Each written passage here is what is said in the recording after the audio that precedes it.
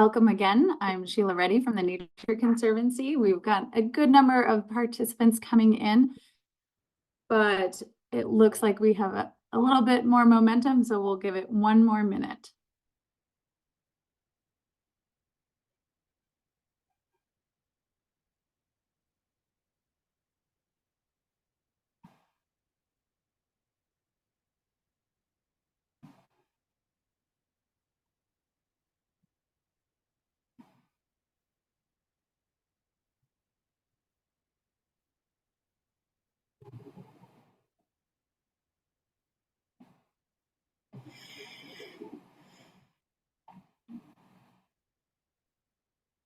Welcome to the 13th Conservation Impact Evaluation and Implementation Science Seminar Series.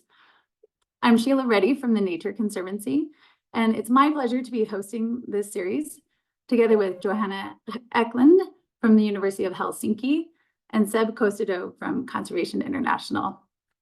So we're really excited. We've got a great mix of technical and practical speakers that we're building throughout this year.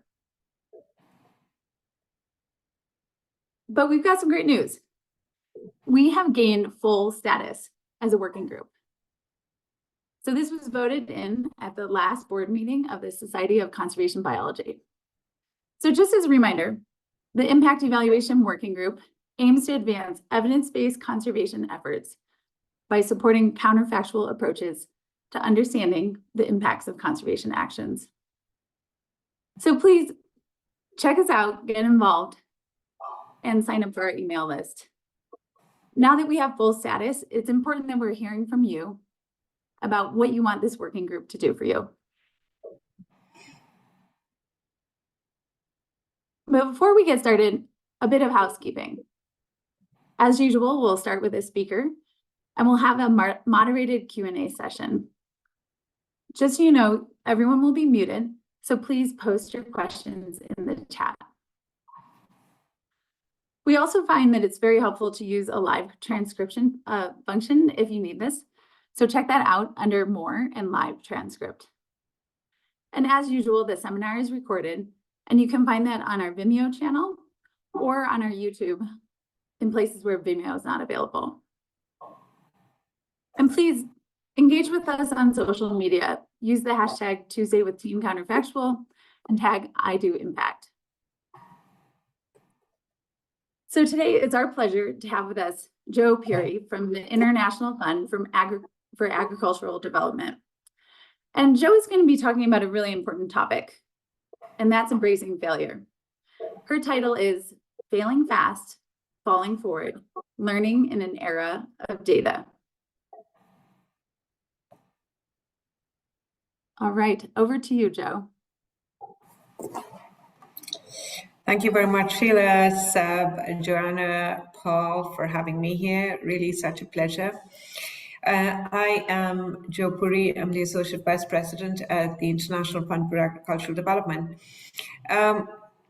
One of the key things, and before I put up slides, that I would like to hopefully also chat during the Q&A is some of the learnings that we've done as an institution, even as we think about our impact assessment or our impact evaluation program.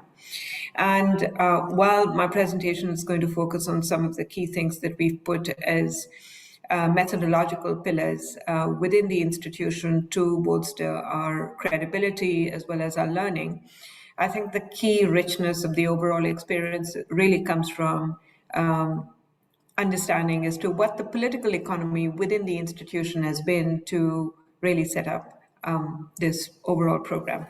So with that, I'm going to share my screen in a second. So.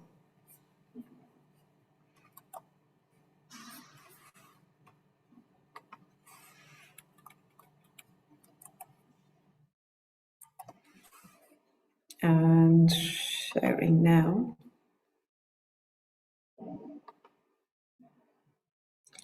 Can you see it, Sheila? Perfect, yes. Okay, thank you. So, as Sheila said, one of the key things, so I joined the International Fund for Agricultural Development about 3 years ago. And one of the key things that we've discovered is that with data, data gives us a very powerful tool to failing fast, but failing forward, so that we can truly adaptively manage our overall investments. Why is that important? So I'm going to give you one background slide on why this is truly important for what the fund does. Excuse me, I'm just going to try moving my slides and voila. Okay. So I also teach development practice at Columbia University. But one of the key things that the International Fund for Agricultural Development is really focused on is learning. So the IFAD is a UN agency with a specific mandate, and it leaves no one behind. But it's also an IFI. And this is relevant to essentially the discussion that we're going to have now, which is that it is an international financing institution.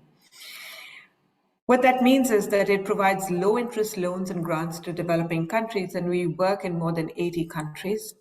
And because it's a UN, so those loans and grants have to be paid back by the countries, right?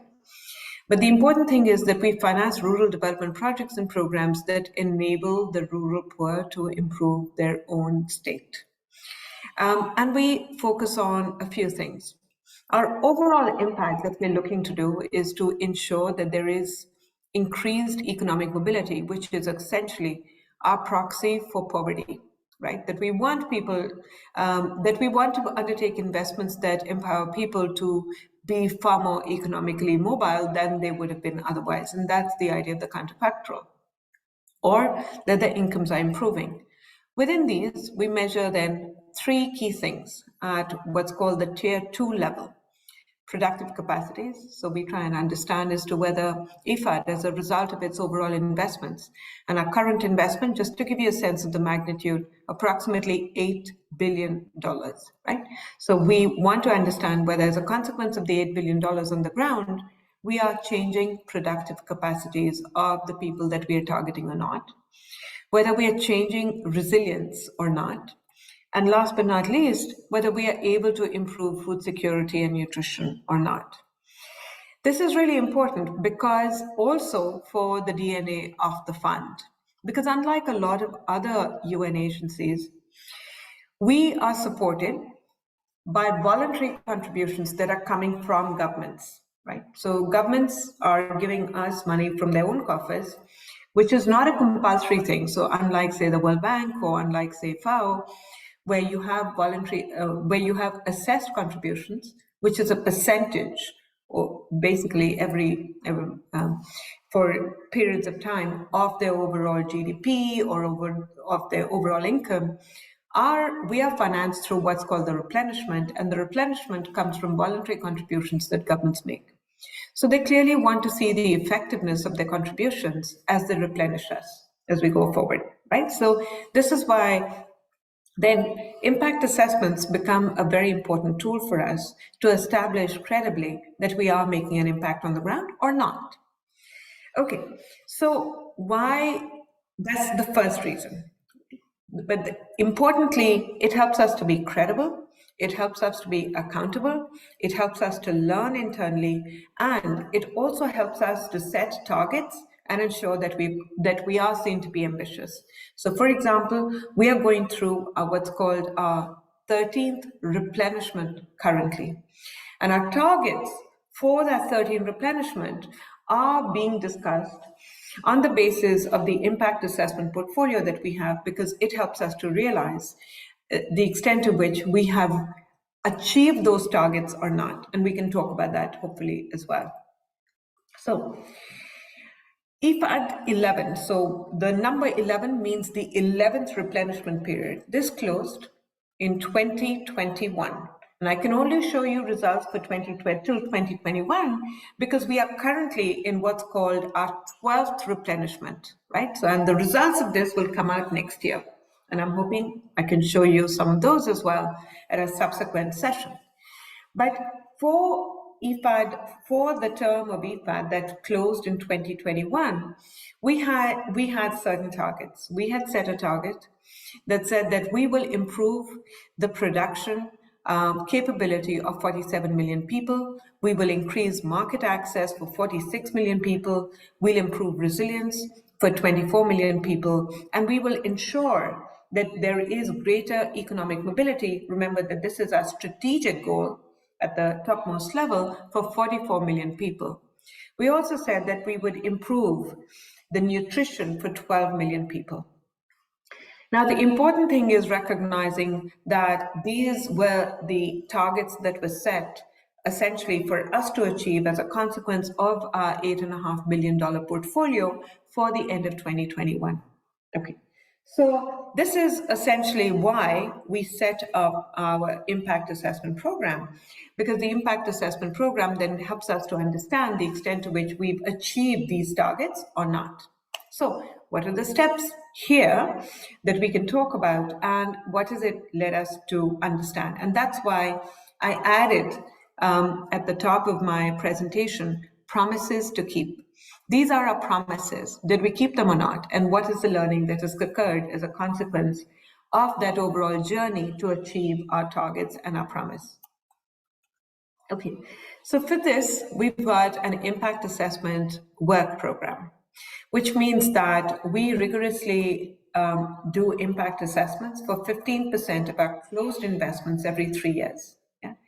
Now, these 15% of projects are chosen so that they are representative of our entire portfolio, and we do a regionally stratified random sample of our investments that basically in the impact assessment program, that 15% essentially was $1.1 billion. So we ran impact assessments on $1.1 billion.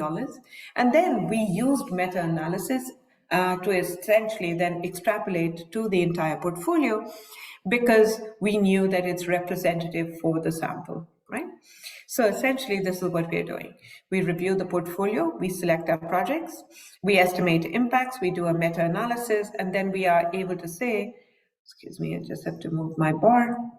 And then we are able to say the extent to which we were able to impact the lives of people for the indicators that I laid out. Okay. So the important debate that is there, and this is an important part of the political economy also within the institution, but also outside. The important debate that has occurred for many years within IFAD is, well, why do you need to do impact assessments? Now, impact assessments, don't get me wrong, are expensive. You all know that. Yeah, and that's one of the key challenges that we've also had to deal with, that impact assessments, when we are arguing for it, especially in a UN organization or especially within an IFI, remember that we want to keep our administrative costs quite low. Administrative costs, but impact assessments are essentially funded through our administrative costs. So the important thing is making the argument. And so we measure our impact because we want to be able to attribute that impact to the investments that we are making. But there's always the challenge of understanding just, and there are detractors who will say, well, why not just do contribution? And we do assess our contribution to our overall to the overall space of poverty alleviation and rural development as well. And we do that through regular M&E to understand as to whether we need to course correct even as we go along. Okay, now one important thing before I go forward is that I want to demarcate the space between impact assessments and our M&E work. We still do M&E, or monitoring and evaluation work, which is done in a continuous, adaptable way during the duration of a project. But it's really, as many of you will know, monitoring is important. It helps us to course correct, but it's not giving you much information about whether we're making impacts on the ground or not. And so we've also then tried to link our impact assessment program and our impact assessment measurement with understanding the extent to which, with understanding how projects develop. Now, this is important, as many of you, and forgive me, your screens are going to go black, but that's okay, that's intentional. The important thing to recognize in impact assessments is that during the process of an impact assessment, we also want to learn. And we want to learn as to what's working, what's not, for whom, why, and how much. In a typical dose-response equation, we are understanding the response, right? We are understanding the outcome. But to understand why something has occurred, we also need to understand the extent to which the dosage was provided. And so what our monitoring data helps us to do is to understand the extent to which the dosage of intervention or dosage of financing was provided on the ground. So the fidelity of our implementation, the amount of money that went in, and the extent to which we truly reached those with our programs that we intended to in the first place. Because we know that implementation frequently fails. And if we really want to correlate the impact to understanding, how well we are doing, we need to understand what the journey has been. And that's why monitoring data becomes really important. Okay, and so because of that, we use GIS, we use very structured processes as well as forms to understand as to how we collect, to essentially constitute the protocol for collecting data. We use data collection with CAPI, and there is real-time availability and data quality checks that we do. This is for our M&E for impact. So we bring our M&E or monitoring and evaluation, which is a standard project type monitoring and evaluation for impact, which is the impact assessment part that I'm talking about. And the two within the institution are done by two different teams. And that also is quite a very different setup actually compared to what most institutions do. But this is important because it helps to give structure as well as unbiasedness in the impact assessments that we do, and helps us also to link learning with impact. So this is what I'm saying. So in the overall impact assessments, we do these ex-post impact assessments, which are quasi-experimental, but learning occurs from design to results and after because of the monitoring and evaluation that we do in a constant real-time manner as we go along. Okay, so our impact assessment program, and I guess you're called Tuesdays with counterfactuals, right? And so you know how most impact assessment programs are run. We use mixed methods. We combine qualitative and quantitative research. We have, as part of our regular baseline of most projects, we do qualitative work, key informant interviews, focus group discussions. But then we also, and then we combine that and we use that to inform our survey protocols, household, community, and producer organization surveys. But the important thing is the first part. The qualitative key informant interviews, focus group discussions are also done in conjunction with our regular monitoring. Because remember that when we are designing a project, it's really important for us to be context specific to understand what the context specific attributes of every location are, and we are working in 80 countries. So that part actually helps us to design both the project as well as our quantitative household surveys. Okay, and so then, excuse me. And so what happens in the background, of course, we do our, I have to just click on a few things so that I can see my slides. Yeah, and then in the background, we also do our sample size calculation. Happy to go into this. So that, but it's really important that we think of the sample size. We use proxy data from other sites to do our preliminary sample size calculation. But when we go into a site, then we've got the true data from the site, and that helps us to refine our sample size as well. And in most cases, the sample size actually diminishes because we take a fairly conservative view when we are first doing our sample size calculations. Okay, then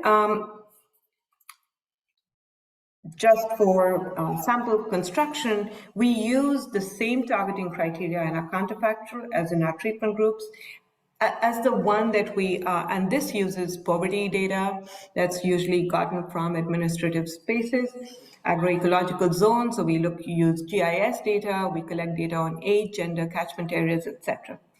Now, the important thing is how first understanding baseline. Remember that as an IFI, we can't afford to spend too many resources both on creating the design for the investment, which is our project, and separately to then do separate data collection on our impact assessments. So we use the data that we've collected for designing the investments to understand the context and also contextualize and make context specific the impact assessment instrument that we are using. But we also use that to then construct our counterfactual. Now, the counterfactual selection is done by a team that is separate from the monitoring and evaluation team.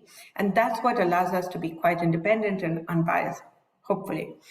And that counterfactual creation is essentially done with the help of the data that we are collecting, which is mostly administrative data, but we also collect survey data. Okay, I won't go into this because I want to go into the aggregation and projection side, and essentially saying that once we've collected our impact data, which is usually at the near the close of an investment cycle, which is approximately 8 years, we then go into aggregation and projection.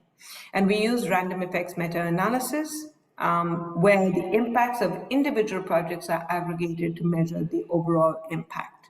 Yeah?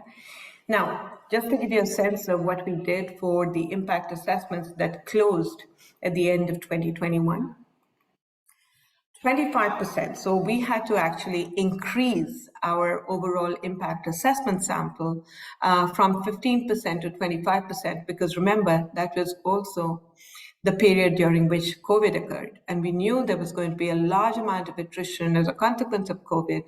And so we had to increase our sample size to 25%. An important part of the learning was that the evaluation, so our board has an evaluation committee that is a subset of the overall board. When we took our risks of attrition to the evaluation committee at the board, they essentially asked that we increase our sample size to 25% rather than the regular 15% that we do. So we had to increase our sample size, but with the challenge that we kept our budget the same. So we had to then do a lot of additional data collection with very streamlined instruments. So that was also a big lesson in economy. So remember that our overall portfolio was $7.1 billion, but we did the impact assessment on $1.1 billion, right? And that's the 25% that I'm talking about. This is just one example of the meta-analysis that we did for our strategic indicator, which is economic mobility. For those, most of you know what a forest plot looks like, but I'm just going to run you through a couple of things that were very important for our learning. So each one of these is an investment. So there's an investment in Lesotho, Nigeria, Mauritania, Mali, Nicaragua, and so on till India, Kyrgyzstan, Tajikistan. Now, the important thing that you can make out is, well, a few important things. There were quite a few projects that did not do very well, or at least standard errors were large enough that we could not distinguish them from the line of unity, right? So the odds ratio essentially is telling us that the likelihood of success is either equal to or indistinguishable from the likelihood of failure, right? So that's where the standard error is crossing the line of unity. So the odds ratio is essentially saying that we cannot distinguish with the data that we have currently between the likelihood of failure or the likelihood of success. Now that, and in some cases, for example, in Nigeria, we also saw that that actually our value chain development program, so this is VCDP, actually did not do very well at all, and the likelihood of failure was probably far greater than the likelihood of success.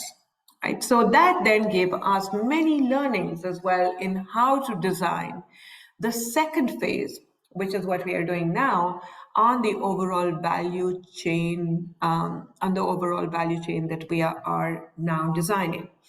One other example that I want to give is Mozambique. ProSol. So here, for example, we were focusing on two value chains that we developed during this investment. And here you're seeing, well, yeah, it's an overall successful project. But when we went into the project, because we are also collecting monitoring data, one of the key things that we found was that, one of our value chain investments did quite well. Cassava did very well. But our other value chain investment, and we have individual impact assessment reports on each one of these countries, the other value chain investment that we did, which was on red meat, actually did not do very well. And that is because we did not pay attention to developing the market and providing digital access in terms of market information to the producers of red meat on the ground. So this was very important learning, because in Mozambique, we are now designing the second phase of ProSol. And we've taken a lot of learning from what did not work, but also what did work in Mozambique to design the second phase of this overall programmatic approach. I can go on to essentially discuss as to some of the learnings, but the important thing is that the monitoring data gave us a very good idea why we were not seeing the sorts of impacts that we had originally anticipated for many of these investments.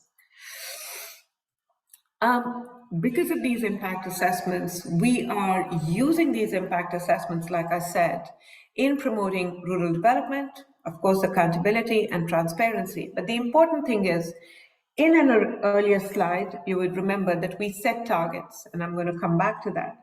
We set targets to understand the extent to which we were achieving our overall impacts, and that evidence and knowledge is now used for future planning about projects, program designs, country strategies, as well as strategies and policies. So this is the slide I was referring to. Let's see what we did, right? So overall, our strategic goal for increased income, and I should clarify one more thing. All of these goals, all of these impact level indicators, increased income, improved production, improved market access, greater resilience, have thresholds. So what we are committing to in our goal, and the blue part is our EFAD target, and this is in millions of people. But it also has thresholds. So it's not just that we're targeting a 1% increase and that's sufficient for us to count that person as the impacted positively group.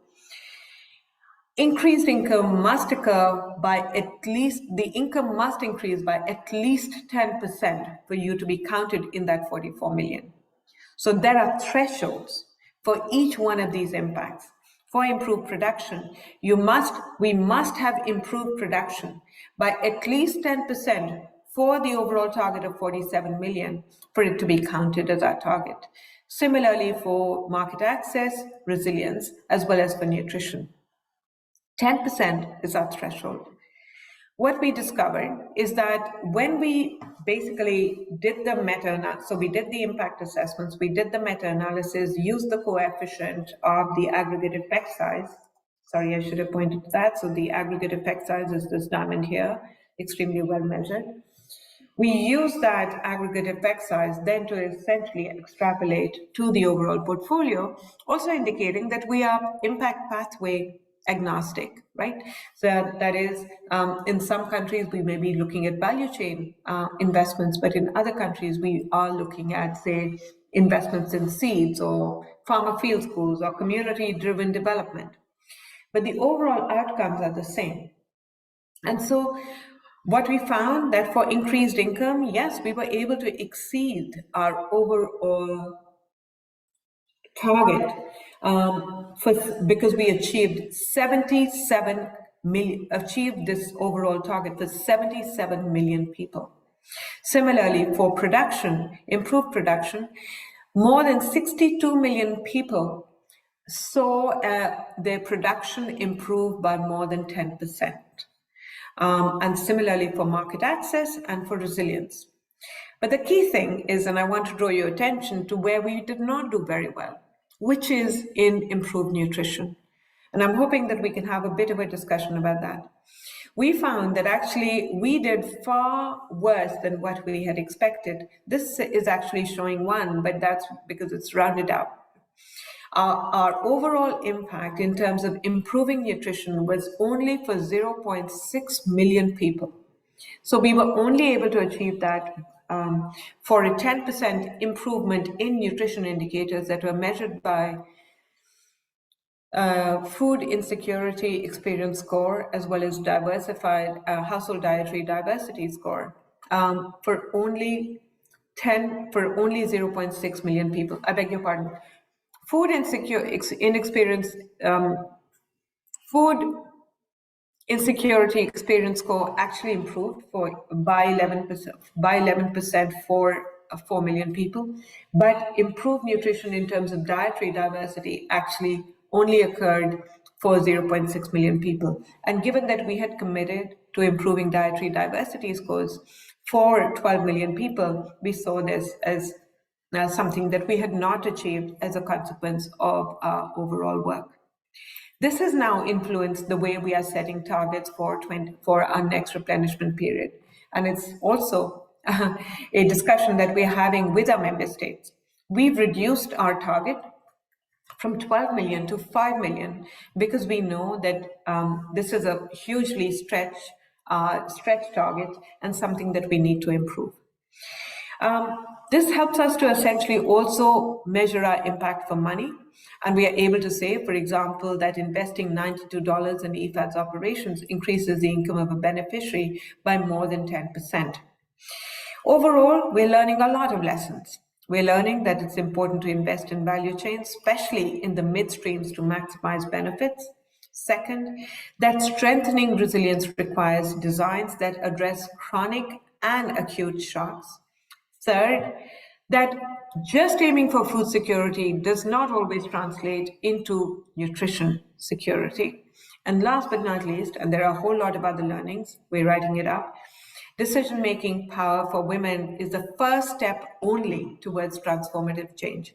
It is necessary, but not a sufficient condition. We have lots of knowledge products coming out of this. I'm not going to go into this, and we have a community of practice as well. I will not dwell on, sorry, I had a thank you slide here, which has disappeared. But what I want to say is I'm going to stop here and turn it over to Sheila to see how you'd like to take it from here. Apologies. My thank you slide disappeared. Thank you, Joe. Wonderful. Seb is going to help us with the Q&A session. We see a few questions coming in the chat already, but please go ahead, everyone, and submit your questions in the chat, and Seb will moderate by repeating them for Joe.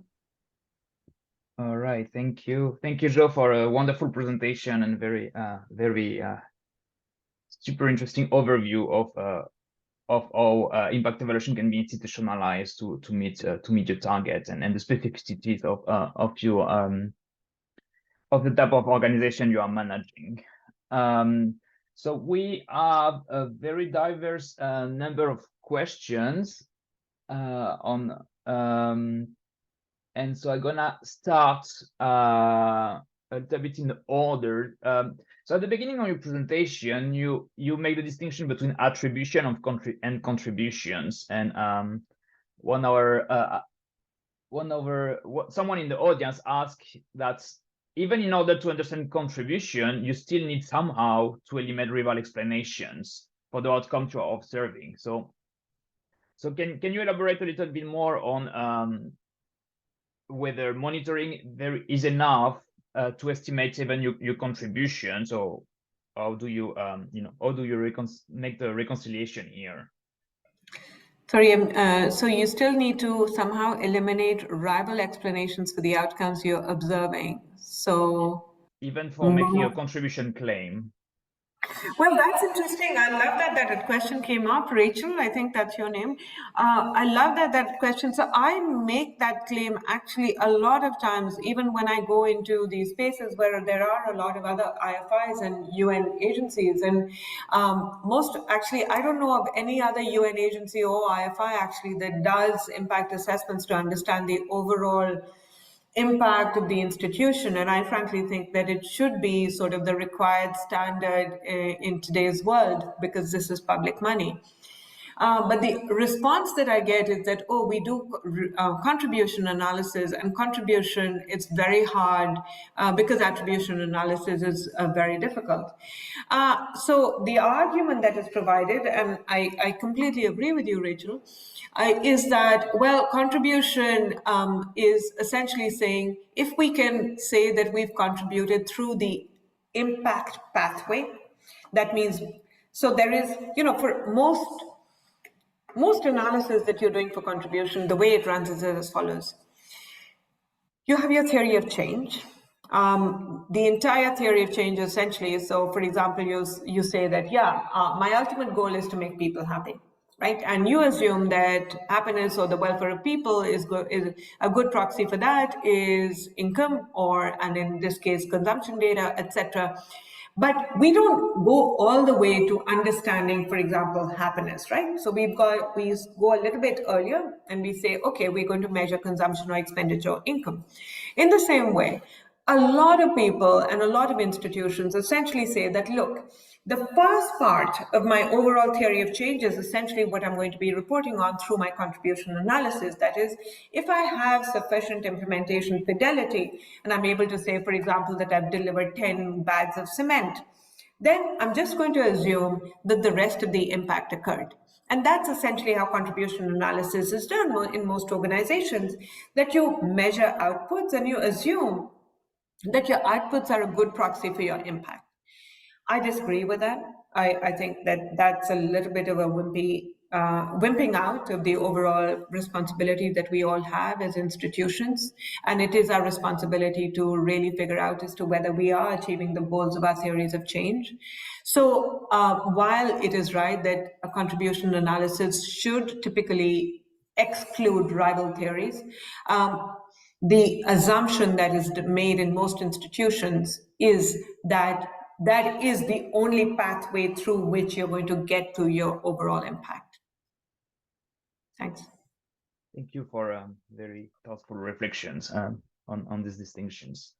So many people were intrigued by, let's say, your sampling strategy and the number of programs you are assessing. And Paul Ferrero actually asked, if you pick projects to evaluate at random, rather than strategically, don't you run into the problem that many projects were not designed with the intention of providing a credible measure of impact? So you end up with a lot of evaluation that only yield very uncertain estimates, which limit learnings. So thanks, Paul, for that question. Actually, I actually think that the amount of bias that we would introduce in our overall assessment would be far greater if we only looked at those, if we only picked them with a certain systematic rule, because not only would we then pick or cherry pick those projects where we think that we've done better, and because the overall commitment is to credibility and also open ourselves to as much criticism that might come, it is really important for us to essentially be fairly agnostic right at the beginning, to indicate that we would randomly sample. And then that's why I pointed out that all of our evaluations, at least as of now, even the ones, well, the impact assessments do use counterfactuals, but we use quasi-experimental methods, right? So we, for example, I know which projects we've selected in the next cohort for impact assessments, but when the projects were being designed, we didn't tell the teams that they were going to be available, that they were going to be assessed through impact assessments, because we also were very aware and are very aware of John Henry and Hawthorne effects and observational and non-observational equivalents. And so we did want to make sure that there was no cherry picking and we weren't accused of that. So that's one. And second, because this is ex post impact assessments, it's not as if we have all of the protocols built into each one of the programs. Remember that we are doing quite a bit of the data collection just for design right at the outset. So that part of our costs do get defrayed. But the important thing is that the impact assessment data collection only occurs at the end for the randomly selected projects. I don't know whether I was clear, but I'm happy to have a bilateral with you on that. And while we talk about this counterfactual and quasi-experimental, can you elaborate a bit more on the type of specific counterfactual method or estimators you are using here, or is a simple difference in mean between treated and control? Yeah, so are you using standardized mean difference, just the mean or correlation coefficient, mean difference? Okay, post-matching or not necessarily? Or Oh yes, always with matching. Absolutely. We wouldn't be doing without. I am not an advocate of difference in difference without matching. I don't consider them impact assessments. Sorry, that's controversial, but I'm going to say it anyway. okay. So for the type of ex post is matching with difference. Ex post with matching for sure, and yeah, mean difference. Okay, great. Thanks for this clarification. I'm sure this group will be very interested. And a lot of thoughts. Robert Elmeyer asked, was interested in your statement and you keep monitoring and evaluations and impact evaluation teams separate. But he is asking, if you're running RCT of each of these projects, are you ever collecting primary outcome data in the field? Wouldn't it be more cost effective for this to be part of MAE? So Robert, good question. First, we're not running RCTs. I would like to run RCTs, but RCTs, remember, well, a couple of things, right? Randomized control trials means that we are randomizing our projects. We are not. That is randomizing our project sites, I beg your pardon. We are not. We select our project sites. So what happens is that there are a few target areas that are presented to us as candidates, and then we do matching on the basis of a lot of the other administrative variables that I spoke about. I would like to do RCTs. I think RCTs can be extremely powerful. But RCTs are essentially and should be done for single interventions, maybe a couple of interventions packaged together. But if you look at any one of our investments, remember that the average size of our investment is approximately $50 to $60 million. That means that they contain many complex impact pathways. There are interventions designed for nutrition, for youth and jobs, for climate, for private sector participation, for strengthening farmers' organizations, for improving seeds and agronomic practices, for improving fisheries in certain parts of those sites. So, I mean, there are a whole, it's an entire, in the organization, they're pejoratively called Christmas tree projects. You basically load up everything on them, right? So for us to be able to run a randomized control trial, I mean, not only would it be infeasible, it would also not give us very sensible results. And what I would really want, but I am keen to run some randomized control trials, especially on behavioral interventions, because I do believe that the last mile in a lot of these adoption technology and or product adoption and process adoption projects is very important. And we need to understand better as to how we can do those better. But that requires a very dramatically different, and you laid that out already, dramatically different projects or investment space than we have currently. And so that's why it becomes really important for us. So right now, we only do these as ex post and quasi-experimental. Okay. And Sheila asked how do you consider like the impact of IFAD in situation where we know that partners and other actors also contribute to outcomes? How does your IFAD policy or methodologies disentangle what's the impact of IFA and what's of other partners of actors, if you address these questions? So actually, Sheila, what we are looking at is, when we look at our program of work, we are looking at are investments that are blended with the financial contribution of our partners, right? So co-financing is coming from our partners, and our program of work is consisting of contributions from other partners. So we do want, and when we report our results to our partners, our financing partners who are part of our program of work, we prorate it by the amount of money. So if it's a $10 package, let's assume, and $5 has been provided by the Green Climate Fund, for example, and $5 is EPAD's own contribution from its core funding. When we measure our impact, we measure the impact of all $10, and then half of that is essentially attributed to the GCF because they put in $5, and then $5 is attributed to us. I understand there are challenges with that, but if we were to divide it up even more and say this is the GCF component and this is the EPAT component, we would have even more challenges in the way we would design our impact assessments, and it's not worth it for us. Sorry, Seb, I just wanted to alert you. I will have to go in a couple of minutes. Sorry, I'm sitting in COP and I have a keynote to give in about 10 minutes. So I hope that's okay. All right. So if you're very short on time, it seems you wanted to elaborate a little bit more on your reflection on, the impacts regarding to improve nutrition. Can you make some concluding thoughts based on that lesson learned here and the path forward? Yes, absolutely. So I think on nutrition, the projects that we're looking at were not designed. So even though we have a nutrition policy, our nutrition targets have started to be incorporated into our projects that are getting designed now. But the target got set earlier. And so we essentially, now I have to wear my impact assessment hat and not wear my associate vice president hat.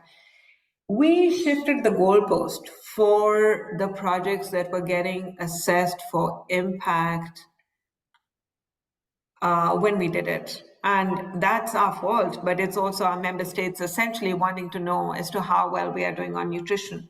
So because we had committed to our nutrition impact, even before nutrition started to get integrated into the overall design of the project, we essentially changed the goalposts on these projects. They were never designed for nutrition. They were never designed to essentially say that we are going to alter the household dietary diversity score or the food insecurity experience score. But we essentially, when we were doing the ex-post impact assessment, we essentially changed the goalpost on them. And that's one of the key reasons. Second, it also means, and that's why I was explaining the dose response equation, that the dosage with respect to nutrition interventions was extremely low or non-existent. And that's why the change in the goalpost is really important. We're hoping now because our projects that are getting designed now do have to have nutrition components as part of their overall design, that the impacts that we're going to be able to witness will be far better. But that's aspirational. Thanks. All right, thank you so much. We want to be very mindful of your time, given the importance of the COP job. There is still a lot of questions. We will forward them to you. Absolutely. And thank you again. That was a wonderful overview of everything you can achieve at IPAD and how impact evaluation can be nested within all your institutional priorities and the mandate of International Finance Organization. That was very interesting. So I yield the mic to Sheila for closing the seminar, and thanks again, Joe, for your wonderful time and very precise answer to all your questions, or a few of our questions. Yes. Thank you, Joe. Thank you very much. Much appreciated. Thank you very much, Seb, Sheila, Paul. I really appreciate you giving me the time, and I'm really sorry that I couldn't answer all of the questions, but I'm hoping that we can try and do this hopefully at the end of EFAT 12, and we can also have another discussion on that. Thank you very much. Over to you, Sheila. Thanks again. Okay. Thanks, Paul. Bye for now, everyone, and thanks again. And I look forward to hopefully seeing you sometime in person. Bye for now. All right, thanks, Joe. Bye. Thanks, Joe.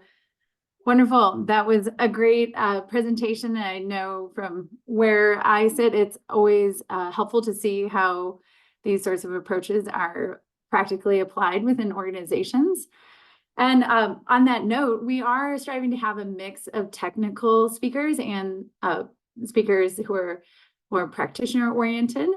So you will see that coming up in 2024. We will not have a seminar in January. We'll be taking a break, but we will return with Jyotsna Bush from Conservation International. So keep an eye out on our website for more information on additional speakers as we release that information. And I just want to close again with a big thank you to everyone who's participating and to my co-hosts today, Johanna Eklund and Seb Costado. So thank you again, and we'll see you in February.